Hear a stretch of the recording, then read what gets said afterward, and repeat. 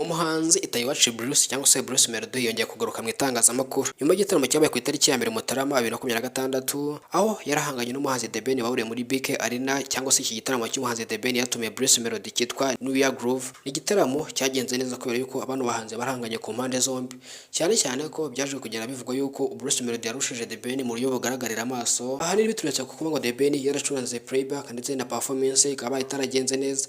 Gusa twebwe nk'itangazamakuru ntago tugira uruhande fata cyane yuko abahanzi bombi cyangwa se bano bahanzi bombi ari abahanzi b'abanyabigwi ndetse bakaba ari n'abahanzi b'abahanga. Gusa uyu munsi wa none turagerageza kuvuga ku nkuru cyangwa se ko byagiye biba muri iyo minsi. Umuhanzi Bruce Melody muri conference cyangwa se mu kiganiro n'itangazamakuru yagiranye n'itangazamakuru ari kumwe na The Ben mu minsi yashize mbere yuko iki gitaramo kiba, yaje kwivugira ko ari we muhanzi wa mbere mu Rwanda. The Ben wari uhari ntacyo yigeze abivugaho, gusa nawe yavuze ko ari umuhanzi wa mbere wihariye. Gusa biragoye ko wamenya igisobanuro cy'umuhanzi wa mbere mu Rwanda kubera ko bano bahanzi bombi bamaze imyaka myinshi cyane bahanganye cyane mu muziki, nyuma yuko undi muhanzi uri mastermind wabo witwa Meddy yaje kurangira yigereye muri gospel cyane ko kuri uyu munsi wa none aba muri Leta Zunze Ubumwe za Amerika.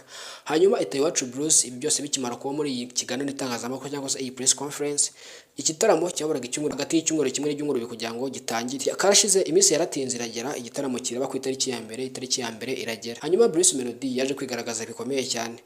Abafana ba The Ben cyangwa se n'abafana ba Bruce Melody baje kuvuga yuko The Ben atateguye igitaramo neza cyangwa se performance ye neza. Gusa abafana ba The Ben bakaba bakimanga cyangwa se bavuga yuko Bruce Melody yakoresheje igihe kinini cyane, bikaba bimwe mu byatumye abafana ba The Ben barambirwa, hanyuma performance igeze hagati bamwe na bamwe batangira kwisohokera. Bruce Melody ku munsi w'ejo yatumiwe kuri televiziyo y'u Rwanda RB cyangwa se RTV RBA, hanyuma aganira n'umunyamakuru Akinzeyimana mu kiganiro cyitwa Versus nk'ibisanzwe. Hanyuma Bruce Melody abazwa ku mubano we na The Ben mu magambo make gusa arimo gusobanura bwinshi. Yagize ati The Ben ni umuhanzi w'umuhanga, ni umuhanzi kandi muri uru Rwanda bizwi ko turi abahanzi bakomeye kandi banini muri iyi myaka cyangwa se muri iki gihe cya none. The Ben ndamwubaha kandi ni mukuru wanjye. Gusa uyu munsi wa none afite byinshi byo gukora ku muziki cyangwa se ku muziki wiwe, cyane ko njyewe niyemerera ko ndi munyakazi kandi afite ibihangano byinshi cyane. Cyamasa duha nuko Bruce Melody afite indirimbo nyinshi cyane kurusha The Ben yakoze muri iyi myaka ishize. Gusa Bruce Melody rwose arabyivugira ko ari we muhanzi wa mbere mu Rwanda. Abafana babo ntibahwema kuvuga yuko Bruce Melody na The Ben arabanze bahanganye. Gusa bano bahanzi bombi bageze mu itangazamakuru ibyo bintu babigendera kure ntabwo bakunze kubivugaho cyane. Itayiwacu Bruce watwaye ibihembo bitandukanye ndetse na The Ben atwara ibihembo bitandukanye. Bano bahanzi bombi n'abahanzi b'abanyabigwi mu myaka ya buno cyangwa se no mu myaka ya kera. Gusa umunsi wa none barahanganye mu buryo bufatika kandi bugaragarira amaso.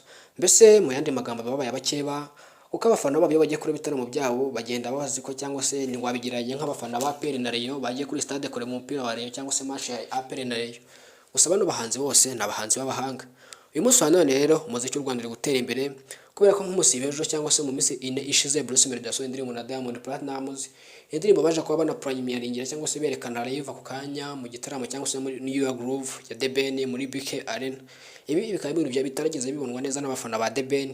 Hani bavuga yuko Bruce Melody nyuma yo kwiba amasaha menshi yarafashe The Ben akamukubitira mu gafuka akamwiryaho indirimbo, hanyuma agapremieringira indirimbo muri business ye cyangwa se mu gitaramo cyiwe. Gusa The Ben nta kintu na kimwe arabitangazaho, cyane yuko The Ben atarajya mu itangazamakuru yivugire cyangwa se atanga ubusobanuro ku byagaragaye muri kino gitaramo. Komeza ubane natwe hano wisanzure kuri Taifa Rwanda, kurikirana amakuru yacu isaha ku isaha kugira ngo umenye ibigezweho. Nyine nitwa Elize Taifa, ndabashimiye cyane, Imana ibarinde.